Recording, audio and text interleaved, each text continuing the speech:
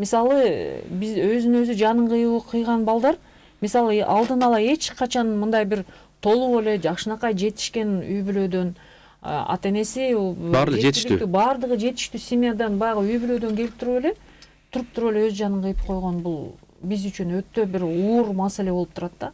Бул маселенин үстүндө кандайдыр бир психологиялык изилдөөлөр, ар тараптуу иштер жүрүп жатат, бирок ошого карабай ушу өспүрүм балдардын жанын кыюусу бул албетте баланын психологиясынын бузулушу.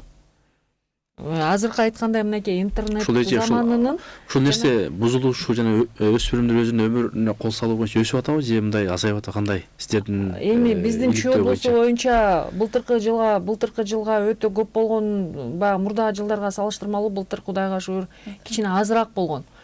Бирок быйылкы ошо окуу жылында кайрадан биздин могу жаңы окуу жылынын башталышынан баштап кайра ошо 2 факт катталды өспүрүм балдар.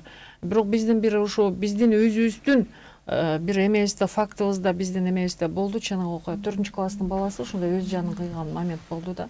Бул эмне дегендик? 4 класс деген бала мындайча айтканда балалыктын кыялына тойбой турган, балалыктын бир эмесине тойбой турган кези да. Баягы кыргыз айтып коет го, 10 гүлүнүн бир гүлү ачылып, жаңыдан мынакей деп ошо жарыктык көрүп ушундай бир келечекке жаңы кол сунган бала да.